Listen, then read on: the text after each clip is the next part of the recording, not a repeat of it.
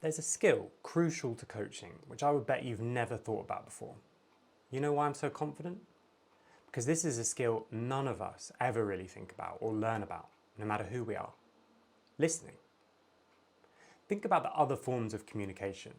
Reading, writing, speaking. All of them are taught, at least at some degree, in school. But listening? Nothing. Do you remember when you were taught how to listen? Genuinely, if you can think of a time, drop it in the comments below, because I've been racking my brain this week trying to come up with a single moment that I was taught anything about listening. Reading and writing practice is what most of school consists of. Plus, in the UK and the majority of other places, we have oral exams where we're expected to demonstrate speaking ability. But we never even touch on listening, let alone learn and practice it at length. The result? Most of us don't or can't listen. Instead of actively listening to the person we're talking to, we simply wait for our turn to respond. And those responses usually fall into one of four categories that show a lack of listening skills. You've got probing, asking clarifying questions to confirm our own perspective on the discussed topic. Evaluating or judging, either agreeing or disagreeing with what's been said based on our own preconceptions and opinions. Then there's advising, digging out personal stories from our own experience, as in something similar happened to me, not focused on them, but instantly applying our own perspective. And lastly, interpreting. Based on our own motives and behaviours, we assign meaning to others' motives and behaviours, without trying to fully understand them.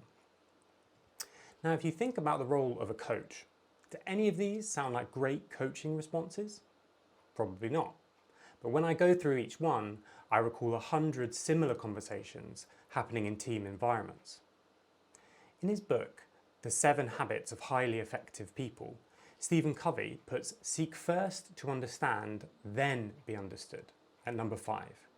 This is a call for what many term active or proactive listening, or empathetic listening. It means really trying to get into the other person's shoes, and I don't mean just paying attention to the words they're saying, because most communication isn't what we say, but it's how we say it. It's tone, it's body language, it's subtle visual clues that we don't fully understand, but still grasp perceptually. So listen with your eyes, as well as your ears. And you achieve this by being very intentional with your focus. Focus on the other person. Genuinely try and put yourself in their position, not to judge, not to interpret or advise, but just to observe, to understand. And this skill is not just for when someone else is speaking. To be a great coach, you need to be a great communicator. And to be a great communicator, you have to have your attention out while speaking. Notice the reaction of your team. How are they responding? Do they seem to understand? Are they bored, attentive? Do their faces and poses show agreement or disagreement, maybe even resistance? And how do you know? Unfortunately, this is not at all common. All too often, esports coaches have their focus on what they are saying and how they are perceived. So you have to practice empathetic listening. Really get in your players' heads and you'll be amazed at how much impact you can have. Practice placing your attention outward while speaking and you'll find your words landing with far more regularity. And do both and you'll become a highly effective coach.